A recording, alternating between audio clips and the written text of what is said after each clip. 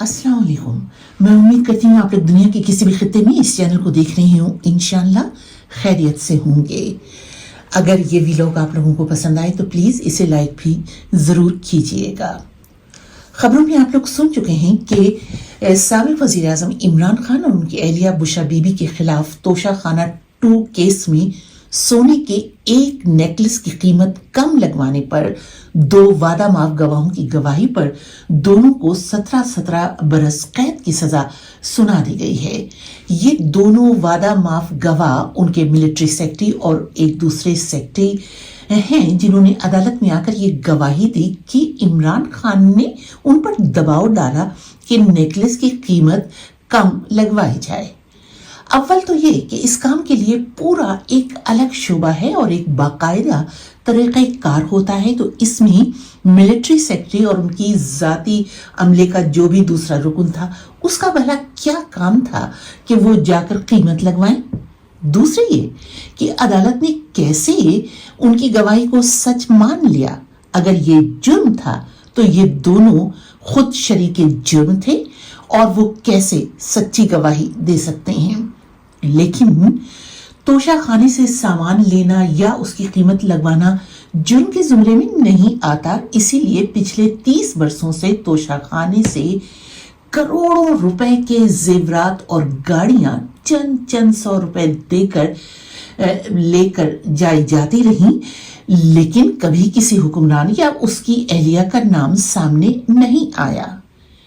इमरान खान ने क्योंकि करप्शन के खिलाफ नारा लगाया और इसके खिलाफ काम करने का पैमान किया, लिहाजा करप्ट माफिया ने उन्हें सबक सिखाने का फैसला किया है और उन्हें बज़ाहिर करप्शन के मुकदमात में उन अदालतों से सजाएं सुनाई जा रही हैं जो हुक्मरानों की अपनी बनाई हुई अदालतें हैं।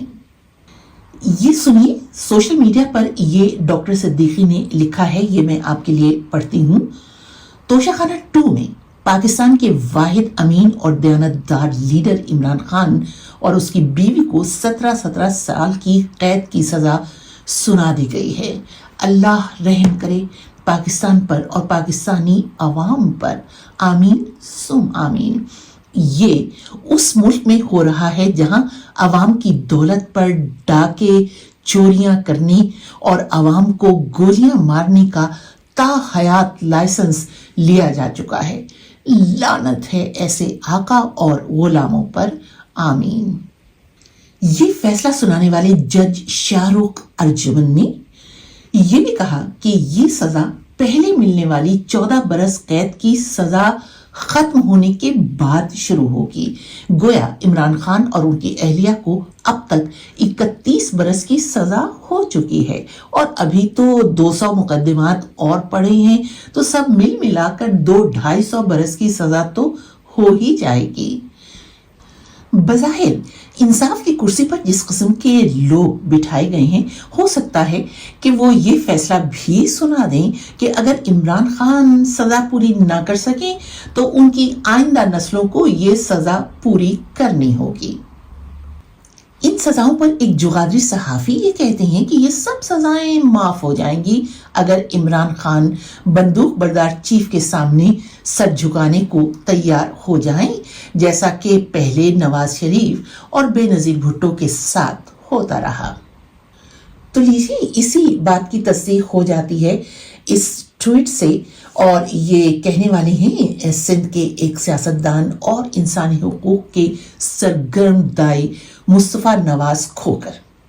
ये लिखते हैं, इस मुल्क में एक ही उसूल है, अगर आप एस्टेब्लिशमेंट के हामी हैं तो आपने जितने मर्जी गुनाह किए हों या फिर आप गुनाह करते जाएं, आपको सब माफी है।